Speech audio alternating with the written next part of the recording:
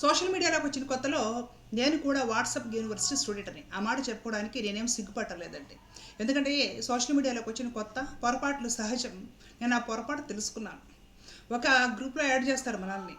ఆ తర్వాత అలా అలా అలా ఫార్వర్డ్ చేసేసి 35-40 గ్రూపుల్లో ఉండేదాన్ని. గ్రూపులన్నీ కూడా ఆ సేన ఈ సేన అనుకుంటూ హిందుత్వం కోసం పనిచేస్తున్నాము అని పెట్టుకొని ఊరికి అందులో చాటింగ్లో చేసుకుంటూ ఉంటారు రకరకాల పోస్టులు. ఏఐ కూడా ఇంకా పూర్తిగా జనాల దగ్గరికి రాకముందే ఈ ఫోటోషాప్లో వాటిలో క్రియేట్ చేసేసి రకరకాల పోస్టులు, రకరకాల ఎడిటింగ్ వీడియోలు. ఆ దేశంలో అలా జరుగుతుంది, ఈ దేశంలో ఇలా జరుగుతుంది, మన భారతీయుల్ని బతకనివ్వరు, మన హిందువుల్ని చంపేస్తున్నారు, హిందుత్వం ప్రమాదంలో ఉంది, ఇలాగ రకరకాల ఇతర మతాల మీద ద్వేషాన్ని పెంపొందించే వీడియోస్ అవన్నీ కూడా. అవన్నీ చూసి నాకు అసలు భయం వేసేది, షివరింగ్ వచ్చేది. అమ్మ దేశాన్ని ధర్మాన్ని నాశనం చేసేస్తున్నారే వీళ్ళు అనేసి హడావుడిగా నేను కూడా వీడియోలు చేసేదాన్ని. అయితే ఆలోచిస్తే మరి హిందుత్వంలో అందరూ పద్ధతి గల వాళ్ళే ఉన్నారా, పవిత్రమైన వాళ్ళే ఉన్నారా? హిందుత్వంలో ఎవరు దొంగలు లేరా, దోచుకునే వాళ్ళు లేరా, స్వార్థపరులు లేరా, నమ్మిన వాళ్ళని మోసం చేసే వాళ్ళు లేరా హిందుత్వంలో? మరి వాళ్ళ సంగతి ఏంటి? వాళ్ళ వల్ల మోసపోతున్నది కూడా హిందువులే కదా అనిపించి మనం క్వశ్చన్ చేసామనుకోండి, ఆ క్షణమే అప్పటి వరకు హిందుత్వం కోసం అరవీర భయంకరంగా పోరాడుతున్న కలియుగ అపర సత్యభామ ఉన్నట్టుండి దేశద్రోహ అయిపోద్ది అనమాట. హిందూ ద్రోహి, హిందూ వ్యతిరేకి, హిందూ ముసుగులో నాటకం వేసిన క్రిస్టియన్, పాకిస్తాన్ నుండి డబ్బులు వచ్చాయి, రకరకాల ఆల్ఖైదా సంస్థల నుండి నాకు డబ్బులు వచ్చాయి, ఇవన్నీ క్రియేట్ చేస్తారన్నమాట. అంటే వీళ్ళని క్వశ్చన్ చేయకూడదు. ఇప్పుడు ఎలా అయితే ఈ స్టూడెంట్స్ పాపము ప్రభుత్వాన్ని క్వశ్చన్ చేస్తుంటే ఈ భజన బ్యాచ్ వీళ్ళందరినీ దేశద్రోహుల కింద చిత్రీకరిస్తుందో, ప్రశ్నించిన దానికి, నిరసన తెలియజేసిన దానికి, మరి హిందుత్వంలో కూడా ఇన్ని లోపాలు దోషాలు ఉన్నాయి కదా, దీనివల్ల బాధపడేది మోసపోయేది కూడా హిందువులే కదా అని మనం కానీ మాట్లాడామంటే మనల్ని కూడా హిందూ ద్వేషిగా, దేశద్రోహిగా వీళ్ళు చిత్రీకరిస్తారు. అంటే వీళ్ళు డిసైడ్ చేస్తారు ఎవరు హిందువులు ఎవరు కాదు, వీళ్ళు డిసైడ్ చేస్తారు. మరి మా తాతలు ముత్తాతలు వాళ్ళ ముత్తాతలు మొత్తం అందరూ హిందువులే కదా. వైష్ణవ సాంప్రదాయం పాటించిన వాళ్ళు, మా కులదైవం వేణుగోపాల స్వామి వారు, మాకు టెంపుల్ ఉంది. అయినా సరే ఈ సోషల్ మీడియా ఏ బ్రాసీ గాళ్ళు డిసైడ్ చేస్తారు ఎవరు హిందువులో ఎవరు హిందువులు కాదు, వీళ్ళు డిసైడ్ చేసేది మమ్మల్ని. ఓకే సరే, విషయానికి వస్తాను ఇప్పుడు. ప్రముఖ పుణ్యక్షేత్రము అరుణాచలంలో విషాదం చోటు చేసుకుంది. అరుణాచలం మోక్ష మార్గంలో ఇరుక్కొని తెలుగు భక్తుడు ప్రాణాలు కోల్పోయాడు. అరుణాచలేశ్వర స్వామి దర్శనము, గిరి ప్రదక్షిణ కోసం ఇక్కడకు పెద్ద సంఖ్యలో భక్తులు తరలి వస్తూ ఉంటారు. ఈ క్రమంలోనే రాజమండ్రికి చెందిన మణికుమార్ అనే భక్తుడు శుక్రవారం రోజు రాత్రి కుటుంబంతో కలిసి అరుణాచలం వెళ్లారు. రాత్రి 11 గంటల సమయంలో గిరి ప్రదక్షిణ మార్గంలోని మోక్ష ద్వారంలో లావు కారణంగా ఇరుక్కొని బయటకు రాలేక తీవ్రంగా ఇబ్బందులు పడ్డారు. శరీరాకృతి కారణంగా చిక్కుకుపోయి బయటకు రాలేక శ్వాస తీసుకోవడంలో తీవ్రంగా ఇబ్బంది పడ్డారు. కుటుంబ సభ్యులు ఇతర భక్తులు గమనించి ఎంతో శ్రమించి మణికుమార్ను బయటకు తీసుకొచ్చారు. అయితే ఊపిరంతక మణికుమార్ అప్పటికి అపస్మారక స్థితికి చేరుకున్నారు. కుటుంబ సభ్యులు హుటాహుడిన అంబులెన్స్లో హాస్పిటల్కి తరలించగా అప్పటికి అతను చనిపోయినట్లు వైద్యులు ధృవీకరించారు. ఆలయ దర్శనం కోసం వెళ్లి అనుకోని రీతిలో ప్రాణాలు కోల్పోవడంతో మణికుమార్ కుటుంబ సభ్యులు కన్నీరు మున్నీరుగా వెలిపిస్తున్నారు. ఈ ఘటనపై సమాచారం అందుకున్న తిరువణామలై పోలీసులు కేసు నమోదు చేసుకున్నారు. పోస్టు మార్టం అనంతరం మృతదేహాన్ని మణికుమార్ కుటుంబానికి అప్పగించారు. ఇది విషయం. మరోవైపు అరుణాచలం గిరి ప్రదక్షిణను హిందువులు ఎంతో పవిత్రంగా భావిస్తారు. అందుకోసం అనేక రాష్ట్రాల నుంచి భక్తులు అరుణాచలం వస్తుంటారు. ఇక గిరి ప్రదక్షిణ మార్గంలోని మోక్ష ద్వారం గుండా ప్రయాణిస్తే ఎంతో మంచిదని భక్తుల నమ్మకం. ఏం మంచో మరి. మోక్ష మార్గం నుంచి ప్రయాణిస్తే కర్మలు అన్ని శుద్ధి అవుతాయని, మోక్షం లభిస్తుందని భక్తుల నమ్మకం. అహంకారం తొలగిపోతుందని, పూర్వజన్మ పాపాలన్నీ తొలగిపోతాయని విశ్వసిస్తారు. ఇలా రకరకాలుగా అంటే ఒక చిన్న కంత ఉంటుంది అరుణాచలం గిరి ప్రదక్షిణ మార్గంలో. అంతలో బాగా సన్నగా ఉన్న వాళ్ళు తప్ప కాస్త లావుగా ఉన్న వాళ్ళు, అంటే డబుల్ ఎక్సెల్ సైజ్ పర్సనాలిటీల దగ్గర నుండి పట్టరు. అలాగే వ్యాయామము అలవాటు లేని నడి వయసు మహిళలు కూడా చాలా కష్టపడతారు. అందులో ఇరుక్కుని ఇంతకుముందు కూడా గతంలో కూడా కొందరు మరణించారు. ఇప్పుడు మన ఆంధ్రప్రదేశ్కి చెందిన ఈ వ్యక్తి కూడా లావు పాటి శరీరాకృతి కారణంగా అందులో ఇరుక్కొని బయటకు రాలేక హాస్పిటల్కి వెళ్ళే లోపలే మరణించడం జరిగింది, హార్ట్ అటాక్ వచ్చేసి. ఇప్పుడు ఈ విషయము జరిగింది కదా, ఈ జరిగిందని నేను చెబితే వీళ్ళు ఏమంటారంటే సత్యభామ శివద్వేషి, శివుణ్ణి పూజించదు, అరుణాచలం అంటే ఇష్టం ఉండదు, అరుణాచలం జనం వెళ్ళడము ఈమెకి ఇష్టం ఉండదు. ఏమవుతుంది చనిపోతే? ఏం మక్కా వెళ్ళి తొక్కిస్లాట్లో అక్కడ చనిపోలేదా?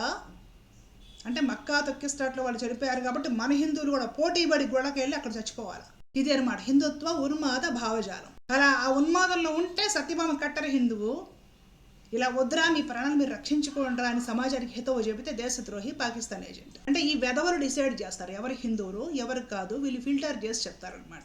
నిజాలు మాట్లాడితే ఎన్నో విషయాల గురించి గట్టిగా జనాలకు అర్థమయ్యేలా ఏమాత్రం మొహమాట పడకుండా వెనక్కి తగ్గకుండా ఒక్క స్టెప్ వెనక్కి వేయకుండా నిజాలు మాట్లాడితే వీళ్ళు ఏం చేశారు, వెనకుండి కొన్ని కొలగజ్జి ఉన్మాదులు డబ్బులు ఇచ్చి ఫండ్లు ఇచ్చి ట్రోలింగ్ చేయించారు. అంటే 10 మంది మగాళ్ళు ట్రోలింగ్ చేసేస్తే సత్యభామ భయపడిపోయి మాట్లాడకుండా బెదిరిపోయి ఇంట్లో కూర్చుంటుంది అని వీళ్ళు అనుకుంటారండి. ఇప్పుడు ఈ డబ్బులు తీసుకునే వాళ్ళకి భయాలు ఉంటాయి. ఈ నెల ఎంత వచ్చింది, నెక్స్ట్ మంత్ ఫండ్ తక్కువ వస్తే ఎట్లా, మనకి ఈఎంఐలు ఎలా కట్టుకోవాలి, ఎలా, వీళ్ళకి రకరకాల ఆలోచనలు ఉంటాయి. నాకెందుకు, నేను ఏ రోజు ఈ 4 ఏళ్ళు అయింది సోషల్ మీడియాలో ఎప్పుడు ఎవరి దగ్గర ఒక పైసా వసూలు చేయలేదు, ఎప్పుడు ఏమీ తీసుకోలేదు. నిజాలు మాట్లాడే వాళ్ళకి భయం ఎందుకు ఉంటుందండి? ఏమైనా భగవంతుడికి తెలియదా మనం ఎలాంటి వాళ్ళమో? గిరి ప్రదక్షిణ చెయ్యండి, గుంపుగా వెళ్ళండి. ఎందుకంటే మొన్న మహిళను రేప్ చేశారు, మీకు తెలిసిందే. ఇంతకుముందు ఒక తెలంగాణ వ్యక్తిని డబ్బులు అడిగి గిరి ప్రదక్షిణ చేస్తుంటే ఒంటరిగా వేకుజామున ఇవ్వకపోతే తమిళనాడు వాళ్ళు కత్తి తీసుకొని చంపి కసకస చంపేసి వెళ్ళిపోయారు అక్కడ పడేసి. గుంపుగా గిరి ప్రదక్షిణ చేయండి, పగలు వెలుగులో ఉండగానే చెయ్యండి. చీకటి పడ్డాక వేకుజామున వెళ్ళొద్దు, ఒంటరిగా వెళ్ళొద్దు, మహిళలు ఒంటరిగా అసలు వెళ్ళొద్దు, ఇలాంటి కథల్లో దూరొద్దు, దూరితే మోక్షం రాదని చెబితే శివద్వేషమా అది? అంటే సనాతన ధర్మం అంటే కనపడిన కంతల్లో గుంతల్లో అన్నిట్లో దూరిపోవడమా ఏంటది? దాంట్లో దూరితే మోక్షం ఎలా వస్తుంది? రమణ మహర్షి ఎన్నిసార్లు దూరాడు ఆ కంతలో? రమణ మహర్షి వారు అరుణాచలంలోని వారి చర్మాంకం వరకు గడిపి వారు జీవన్ముక్తులయ్యారు. వారు ఎన్నిసార్లు ఆ కంతలో దూరారు? రమణ మహర్షి వారు ఎప్పుడైనా దూరారా? ఈ యూట్యూబర్లు వీళ్ళు ఉంటారు కదా, సోకాళ్ళు గురువులు అనమాట, యూట్యూబ్లో కొంచెం గురువులు అయిపోయిన వాళ్ళు, వీళ్ళు వెళ్ళి అరుణాచలం మీద అణువు గుట్టా పరిశోధనలు చేసేసి ఆ మహత్యం ఈ అద్భుతం అని తలలూపుతో మాట్లాడి వీళ్ళు ఆ గుంటల్లో దూరి ఆ సందుల్లో ఇరుకులో దూరేసి ఫోటోలు తీసుకొని వీడియోలు తీసుకొని చూపించాక పబ్లిక్కి ఎవరినైనా మనం దొరకపోతే ఎలాగనేసేసి అక్కడికి పోవడం, ప్రతి వాళ్ళు దూరడం, వెనక ముందు ఆలోచించుకుంటారు. ఎన్ని వీడియోస్ చేశారు, చేస్తే శివద్వేషులు అంట. ఏమంటే శివుడిని పూజించకపోతే శివుడికి నష్టమా? దేశానికి ఏమైనా నష్టమా? నా కుటుంబానికి నష్టమా? నాకు నష్టమా? ఎవరికి నష్టం శివుడిని పూజించకపోతే? ఎవరి కుటుంబ పద్ధతి, ఎవరి సాంప్రదాయాన్ని అనుసరించి వాళ్ళ ఆరాధన విధానం ఉంటుంది. ఎవరిని ఆరాధించాలనేది నా కుటుంబ పెద్దలు, మా ఆచార్యులు కదా నిశ్చయం చేసేది. మొన్నటికి ఉన్న ఒక పెద్ద ఆయన అక్కడ ఏదో అన్నదానం చేసినాడట, మన వాళ్ళే అక్కడ వెళ్ళేసేసి అన్నదానం చేస్తూ ఉంటాయి. తెలుగు వాళ్ళు వచ్చేసి అక్కడ స్థిరపడిపోయి మాకెక్కడ వాల్యూ లేకుండా చేస్తారో, వీళ్ళు ఎక్కడ కబ్జా చేస్తారో అనేసి నోటీసులు కూడా పంపించకుండా అన్నదానం చేసి బిల్డింగ్ తమిళనాడు వాళ్ళు పగలగొట్టి పడేస్తే పాప పెద్ద ఆయన బోరమని నేర్చుకుంటున్నాడు చూసి జాలేసి. అరుణాచలం వెళ్ళే దారిలో మోక్ష మార్గం ఒక చిన్న కంత అంట, దాంట్లో దిరితే కర్మలు కరిగిపోతాయంట. కర్మలు కరిగిపోయేసేసి మోక్షం వస్తుందంట. ఆ మాత్రానికి మోక్షం వచ్చే పని అయితే ఆ గుట్టల మీద పడి రమణ మహర్షి అంత తప్పు ఎందుకు చేస్తాడు? దాంట్లో దూరితే అయిపోయేది కదా ఆయనకి మోక్షం వచ్చేది. తమిళనాడులో రకరకాల గుళ్ళు ఉంటాయి. సిద్ధాంతులు, జ్యోతిష్కులు, కట్టే వాళ్ళు, వాళ్ళకి తోచింది, వాళ్ళ మతికి వచ్చింది రకరకాలు కడుతూ ఉంటారు. ఇన్ని గుళ్ళు ఉన్న తమిళనాడులో వాళ్ళకి ఎంతమందికి వచ్చింది మోక్షం ఆలోచించండి. ఇన్ని గుళ్ళు, రకరకాల భావజాలాలు, రకరకాల సెంటిమెంట్లు, రాహుకాలం, ప్రదోష పూజలు, ఇవి అవి అనేసి భయంకరమైన సెంటిమెంట్లు ఉంటాయి. హిందుత్వము అనే ఒక బ్రాండ్ వేసుకొని తమిళనాడులో వాళ్ళు ఎంతోమంది క్రిస్టియన్లకు మారిపోయిన వాళ్ళు ఉన్నారు. ఎంతోమంది యథీష్లు తమిళనాడులో ఉన్నారు. సనాతన ధర్మాన్ని నిర్మూలించి పడేయాలనే మాటలు మాట్లాడే వాళ్ళు, వాళ్ళకి సపోర్ట్ చేసే వాళ్ళు తమిళనాడులో ఉన్నారు. మరి వాళ్ళందరూ ఎందుకు తయారయ్యారండి? గుళ్ళు ఉన్నాయి కదా. గుళ్ళ చుట్టూ తిరిగితే మోక్షం వస్తుందని కూడా అవివేకం గుర్తుపెట్టుకోండి. గుడికి మనం ఎందుకు పెడతాము? కాసేపు నీకు ఇష్టమైన ఆ దైవాన్ని ఆ మందిరంలో చూసుకొని ప్రశాంతంగా, ఆలయాలు ప్రశాంతత గెలవ కాబట్టి కాసేపు అక్కడ కూర్చొని నీకు ఇష్టమైన ఆ దైవాన్ని ధ్యానించుకొని ప్రశాంతంగా అక్కడ నుంచి ప్రశాంతత పొంది ఇంట్లో దొరకని సుఖము గుడిలో దొరుకుతుంది, ఇంట్లో దొరకని ప్రశాంతత గుడిలో దొరుకుతుంది. కాబట్టి ఇంటికంటే గుడి పదిలం అని చెప్పారు పెద్దలు. పోయి అక్కడ నుంచి రావడానికి గుళ్ళకెళ్తే అప్పులు తీరిపోతాయి, గుళ్ళకెళ్తే పెళ్ళిళ్ళు అయిపోతాయి, గుళ్ళకెళ్తే పిల్లలు పుట్టేస్తారు, గుళ్ళకెళ్తే వ్యాపారం కలిసి వస్తుంది, గుళ్ళకెళ్తే సంతులు కట్టేస్తారు, గుళ్ళకెళ్తే పిల్లలకి వేసాలు వచ్చేస్తాయి, అన్నీ గుళ్ళకెళ్తే అయిపోతాయి. మరి అన్ని వేల ఆలయాలు ఉన్న టెంపుల్స్ స్టేట్ అని పేరున్న తమిళనాడులో బోలెడు మంది నిరుద్యోగులు, బోలెడు మంది పిల్లలు లేని వాళ్ళు, పెళ్లి కాని వాళ్ళు లెక్కలేనంత మంది ఉన్నారు. మరి వాళ్ళకి తీరలేదే. కంతల్లో గుంతల్లో దూరితే మోక్షం రావటం ఏంటండి? అంటే కంతలో దూరితే కర్మలు కరిగిపోయేది నిజమైతే చర్చికి పోయి బాప్తిస్మం తీసుకున్నా కూడా కర్మలు కరిగిపోతాయి. మరి అది ఎందుకు నమ్మరు? అలా కరుగుతాయి కర్మలు. చర్చికి పోయి వాడు ఏదో ఒక నీళ్ళు గుంటలను, మురిక్కాలలోనూ, ట్యాంకులలో మురిగి బాప్తిస్మం తీసుకుంటాడు, వాళ్ళకి కర్మలు కరుగుతాయి. నీవు గుంటలో దూరిన, కంతలో దూరినప్పుడు నీకు కర్మలు కరిగితే చర్చిలో బాప్తిస్మం తీసుకుంటే వాళ్ళకి కర్మలు కరగవా? ముస్లింలు 5 సార్లు మైకు ముందు అరుస్తూ ఉంటారు, వాళ్ళకి కర్మలు కరిగిపోవా? మరలా వాళ్ళని ఒప్పుకోరు. మనం మాత్రం గుంటల్లో, కంతల్లో, మురికి కాలువల్లో, పెంట కుప్పల్లో దేంట్లో అయినా దూరవచ్చు దేవుడి పేరు చెప్పుకొని. మందంతా కరెక్ట్, అవతల వాడిది కరెక్ట్ కాదు. ఎలాగలాగా వేరే మతస్థులు నవ్వుతున్నారంటే నవ్వరా ఈ పనులు చేస్తుంటే? వీడిని గురువులు, యూట్యూబ్ సోకాళ్ళు గురువులు, పెద్ద మనుషులు అని చెప్పేవాళ్ళు అద్భుతంగా మైకుల ముందు ప్రవచనాలు ఎరగదీసి చెప్పేస్తారు. ఆ గుంటలో, ఆ చెట్టు కింద, ఈ కోనలో, ఆ జలధార కింద అనుకుంటూ. వీళ్ళు మాత్రం పోరు అక్కడికి. ఆ జలధార కింద అంత గొప్పదనం అంటే మీరు పోయి మీ తల 24 గంటలు అక్కడే పెట్టండి, అక్కడే ఉంచేసి తపస్సు చేయండి. మీకెందుకు ఈ సంసారం? మైకుల మీద చెప్పేసేసి మీరేమో జేబులో చేతులు పెట్టుకుని ఇళ్ళకెళ్ళిపోయేది. ఈ విన్న పిచ్చి జనాలేమో పోయేసేసి అక్కడక్కడ దూరేసి చచ్చిపోయి ప్రమాదం జరిగి కుటుంబానికి ఇప్పుడు ఎవరు దిక్కు? 35 ఏళ్ల వయసు అండి, చిన్న వయసు, చిన్న చిన్న పిల్లలు ఉంటారు కదా, ఎవరు దిక్కు? నిజాలు మాట్లాడితే సత్యమామ హిందూ ద్వేష. వీళ్ళెవరు నేను హిందువునో కాదో డిసైడ్ చేయడానికి? అంటే వీళ్ళు 10 మంది 10 వీడియోలు చేసి ట్రోలింగ్ చేసి సత్యమామ హిందూ ద్వేషి, శవద్వేషి, ఆ ద్వేషి, ఈ ద్వేషి అనగానే నేను భయపడి ఇంట్లో ముడుచుకొని కూర్చునే రకమా? అంటే సోషల్ మీడియాలో కనపడకుండా చేద్దామని నన్ను చేయండి, చూస్తాను. హిందువుల్ని గొర్రెలను చేసి ఆడించకపోతే ఒక వర్గానికి పొట్ట గడవదు. హిందువుల్ని గొర్రెలను చేసి ఆడించకపోతే ఒక వర్గానికి పొట్ట నిండదు. కాబట్టి ఎన్ని కబుర్లైనా చెప్తారు. అరే వీళ్ళ కుటుంబాలు బాగుండాలి, వీళ్ళు చచ్చిపోకూడదు, వీళ్ళు భగవంతుడు అంటే ఏమిటి, తత్వం అంటే ఏమిటి అసలు తెలుసుకునే ప్రయత్నం చేయాలి. గుడులు ఎందుకు, నీకు ఎంతవరకు గుడి పనికొస్తుంది? ఒక రామాయణం కానీ, భారతం కానీ, భగవద్గీత కానీ ఇత్యాది గ్రంథాలు నీకు ఎంతవరకు పనికొస్తాయి? ఏం తెలుసుకోవాలి? సాధన అంటే ఏమిటి, ఆధ్యాత్మిక జీవితం అంటే ఏమిటి? అంత తేలిగ్గా దొరికేదా మోక్షము? విడమర్చి చెప్పే ప్రయత్నం చేసేవాళ్ళు హిందూ ద్వేషులు. అంటే మీకు చేతికి ఒక 10 రకాల దారాలు కట్టుకోండి, మెడ నిండా తాయితులు కట్టుకోండి, రకరకాల బూట్లు పెట్టుకోండి, ఆ జ్యోతిష్యుడి దగ్గరికి, ఈ గురువు దగ్గరికి, ఆ గుడి, ఈ కొండ, ఆ కోన, ఈ కంత, ఈ మురికి గుంట మొత్తం అన్ని పవిత్రమైనవి పరిగెత్తండి అని ఆహా ఊహం తలకాయలు ఒప్పుకుంటూ చెప్తే అప్పుడు సత్యభామ బాగా హిందుత్వానికి సేవ చేస్తున్నట్లు. వీళ్ళ కడుపులు నింపడానికా హిందుత్వానికి సేవ? దాన్ని హిందుత్వానికి సేవ అంటారా? ఈ వ్యక్తి పోయాడు అంటే తప్పేవరది? ఎవరు చెప్పారు? ఈ కంతలోకి దూరితే కర్మలు కరిగిపోతాయి, కంతలోకి దూరితే మోక్షం వస్తుందని ఎవరు చెప్పారు? ఎవరు చెప్పారు చెప్పండి? అరుణాచలం పోయేది శివ దర్శనానిక, ఈ కంతల్లో గుంటల్లో దూరడానిక చెప్పండి? వీళ్ళు ట్రోల్ చేస్తున్నారు, వీడియోలో మొహం చూపించి కొందరు చూపించకుండా కొందరు చేస్తే బెదురుతాను నేను? నిజం చెప్పే వాళ్ళకు ఉండేదే నికార్సైన ధైర్యం.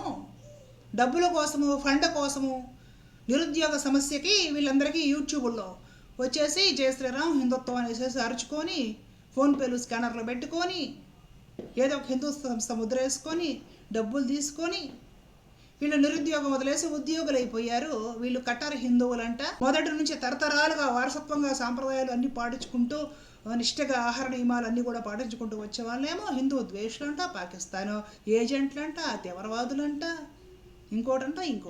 అంటే ఈ వెధవలు చెప్పాలి ఎవరు హిందువులో ఎవరు కాదు. దరిద్రపుట్టు వాట్సాప్ యూనివర్సిటీ నుండి బయట పడిన తర్వాత నిజాయితీగా మానవత్వం తోడు ఆలోచించడం మొదలు పెడుతున్నాను. నా బ్రెయిన్ ఇప్పుడు నా దగ్గర ఉంది, వాట్సాప్ యూనివర్సిటీలో లేదు. ఇప్పుడు సత్యభామ బ్రెయిన్ సత్యభామ దగ్గర ఉంది, అది కరెక్ట్గా పనిచేస్తుంది. వాట్సాప్ యూనివర్సిటీలో వచ్చి దిక్కుమాలిన పోస్టులు, దిక్కుమాలిన క్రియేట్ చేసి ఎడిట్ చేసిన వీడియోలు అవన్నీ కూడా చేసి అయ్యో అని గుడ్డలు బాదుకునే రోజులు పోయాయి. సత్యభామ హిందుత్వవాది అనిపించుకోకపోయినా నష్టం లేదు. అసలు ఆ టైటిల్ నాకు అవసరం లేదు. హిందుత్వం కంటే కూడా మానవత్వం ముఖ్యం. మహిమలు, మ్యాజిక్లు, అద్భుతాలు, రెమెడీలు, పుణ్యాలు, పురుషార్థాలు వాటికంటే కూడా ఒక మనిషి ప్రాణం ముఖ్యం. ఒక కుటుంబ పెద్ద ప్రాణం ముఖ్యం ఆ కుటుంబానికి. ఈరోజు ఎవరు నుంచి ఉంటారు ఆ కుటుంబం కోసం? ఎంతమంది ఎన్ని ట్రోల్ చేసినా అల్టిమేట్గా ఫైనల్గా గెలిచేది సత్యభామే, నిలబడేది సత్యభామే. ఎందుకంటే నా దగ్గర నిజం ఉంది, నిజాయితీ ఉంది. ఏ మతం పేరుతో కూడా అతిగా ప్రవర్తించకూడదు. ఏ మతము అతిగా ప్రవర్తించమని చెప్పదు. ఉన్మాదం పనికిరాదు. నీ ఉన్మాదంతో, నీ స్వార్థపు కోరికలతోటి వాళ్ళు వీళ్ళు చెప్పారనేసి అద్భుతాలు, మహిమలు జరుగుతాయని వెంపర్లాడాలతోటి భగవత్ సాక్షాత్కారం ఎప్పటికీ కలగదు. తాత్వికంగా నీవు నీ మతాన్ని అర్థం చేసుకోలేవు, నువ్వు దర్శించలేవు. దిక్కుమాలిన వాళ్ళందరూ కూడా పెద్ద మనుషులు అయిపోయారు. సోషల్ మీడియాలో ప్రతి ఒక్కళ్ళు ఏదో ఒకటి చెప్పడం అద్భుతం, అమోఘం అనుకుంటా ఈ పిచ్చి గుంపు మొత్తం ఇలా పరిగెత్తి ప్రాణాల మీద తెచ్చుకోవడం. ఆవేదంతో మాట్లాడుతున్నావు. కుటుంబ పెద్ద 35 ఏళ్ళ మనిషిపోయాడు. తల్లిదండ్రులు ఏమైపోతారు, భార్య పిల్లలు ఏమైపోతారు. మొన్న ఒక అమ్మాయి రేపు గురైంది, గ్యాంగ్ రేపు చేశాడు అరుణాచలం గిరి ప్రదక్షిణలో. ఏంటి ఆ అమ్మాయి జీవితం? ఇంతకు ముందు కూడా మోక్ష ద్వారం అనేసి కంతలో దూరం వాళ్ళు కొందరు చనిపోయారు. వాళ్ళ కుటుంబాల పరిస్థితి ఏమిటి? మన ప్రదక్షిణ చేస్తూ ఉంటే తెలంగాణ వ్యక్తిని డబ్బులు అడిగి ఇవ్వకపోతే కత్తితో పొడిచి చంపేసి వెళ్ళిపోయారు. అతని కుటుంబము, తల్లిదండ్రులు ఎంత అల్లాడిపోయి ఉంటారు కొడుకును పోగొట్టుకొని. జాగ్రత్తగా ఉండండి అని చెప్తే హిందూ ద్వేషమా అది? గొడవకి లేకుండా చేయడం అనేది అంటే గొడవ చుట్టూ తెగ తిరుగుతూ ఉంటే వచ్చేస్తుందా మోక్షము? తల్లిదండ్రులకు అన్నం పెట్టరు. పెళ్ళాన్ని ఎప్పుడు మకారాలు లకారాలు తిట్టాల్సిందే. ఆడపిల్లలు పుడితే సహించరు, మగపిల్లలు పుట్టాల్సిందే. ఇంట్లో పిల్లల చుట్టూ తిరిగితే పుణ్యము, పురుషార్థము వస్తుంది. ఇలాంటి కంతలో దూరితే మోక్షం వచ్చేస్తుంది. ఇదే హిందుత్వం. This is Hindutva. am I right? ఒక హిందూగా అల్లాడిపోతున్నానండి ఈ దారుణాన్ని చూడలేక. ఒక హిందూగా నేను బతకడానికి ఏ సంస్థ, ఏ రాజకీయ పార్టీతో పనిలేదు, ఏ జెండా వేసిన పనిలేదు, ఏ సంస్థ సభ్యత్వం తీసుకోవాల్సిన అవసరం లేదు. ఒక హిందువుగా హిందూ సమాజంలో ఈ మూఢ విశ్వాసాలు, అంధవిశ్వాసాలు, వీటిని ప్రోత్సహించే గురువులు, వీటిని ప్రోత్సహించే వాళ్ళ పెద్ద మనుషులు, వీటి వల్ల మనుషులు దేవుడి పేరుతో ప్రాణాలు బాగొట్టుకునేది. ఒక హిందూగా బాధపడుతున్నా, ఒక హిందూగా సిగ్గుపడుతున్నాను నేను. అరుణాచలంలో శివుడు గొప్పతనం చెప్పకుండా, రమణ మహర్షి గొప్పతనం చెప్పకుండా, ఆ కంతలో ఇది ఉంది, ఈ గుట్టలో అది ఉంది, ఆ చెట్టులో, ఆ కొమ్మలో, ఈ నీళ్ళల్లో, ఆ కోనలో, ఈ పుట్టలో, ఇవే. ఇప్పుడు దేవుడిని వదిలేసేసి వీటిలో దూరే వాళ్ళు ఎక్కువైపోయారు. ఈ చెత్తంతా కూడా ప్రచారం చేసేవాళ్ళు పెద్ద మనుషులు, ఏంటని నిలదీసి అడిగేవాళ్ళు హిందూ ద్వేషుల. రోజు రోజుకి మొత్తం దిగజారిపోతున్నారు కదా. వివేకానందుడు వచ్చి సంస్కరిస్తాడండి ఇలాంటి వాళ్ళని. భగవద్గీత చదివి మారుతారా అంటే అబ్బే, అసలు అది చదవరు, అర్థం చేసుకోరు ఎప్పటికీ. పక్క మతాలను గొర్రెలు అంటాం కాదండి, ఫైనల్గా మనమే పెద్ద గొర్రెలు. సోషల్ మీడియాలో సోకాళ్ళు గురువులు ఎవరే చెప్పినా తల ఇట్లా అడ్డంగా ఊపడం ఇది సరిపోయింది మనకు. మీరు శూద్రులు అంటే తలలూపాం, పడవండి అంటే తలలూపాం, మీరు ఆడాలు ఈ అర్హత లేదు అంటే తలలూపాం, అన్నిటికీ తలలూపాం, తలలు ఊపుతూనే ఉన్నాం. ఈ తల లోపడం ఆగి ఈ తల ఎప్పుడు ఆలోచించడం మొదలెడుతుందో ఆ రోజు ఈ హిందుత్వం నిలబడుతుంది, భారతదేశం బాగుపడుతుంది. మీరు వెర్రే గొర్రెలాగా తలలూపినంత కాలం హిందుత్వము బాగుపడదు, మతోన్మాదులు పేటరేగిపోతారు, దేశ పరిస్థితి ఇలాగే ఉంటుంది. అర్థం చేసుకోండి. నాకంటే కూడా విడమర్చి హృదయం ఓపెన్ చేసి చెప్పే సోదరీమణులు మీకు ఎవ్వరు దొరకరు. ఉంటాను మరి. జై హింద్.